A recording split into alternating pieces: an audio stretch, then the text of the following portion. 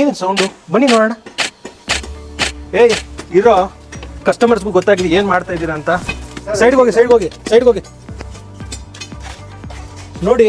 ಏನಿದು ಹಳ್ಳ ಯಾಕೆ ಆಗಿತಾ ಇದ್ದಾರೆ ಅನ್ಕೊಂಡಿದ್ದೀರಾ? ಇಲ್ಲಿ ನೋಡಿ, 3 ಹಳ್ಳ ಆಗ್ದಿದ್ದಾರೆ. ಈ ಜಾಗದಲ್ಲಿ ನಾವು 3 ಅರ್ಥಿಂಗ್ ಮಾಡ್ತಾ ಇದ್ದೀವಿ.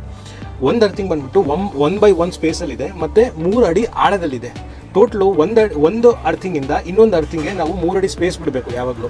ನಾವು ಇಲ್ಲಿ ಕೆಮಿಕಲ್ ಅರ್ಥಿಂಗ್ ಮಾಡ್ತಾ ಇದೀವಿ. ನಮ್ಮ ಹತ್ರ 25 kgದು ಒಂದು ಕೆಮಿಕಲ್ ಇದೆ, ವಿಚ್ ಇಸ್ ಮಿಕ್ಸ್ಡ್ ಆಫ್ ಕೋಲ್, salt and what ever minerals R chemical is required for earthing. ಈ ಅರ್ಥಿಂಗಿಂದ ಏನಾಗುತ್ತೆ ನೋಡಿ, ನಾವಿಲ್ಲಿ ಸೋಲಾರ್ ಇನ್ಸ್ಟಾಲ್ ಮಾಡ್ತಾ ಇದ್ದೀವಿ.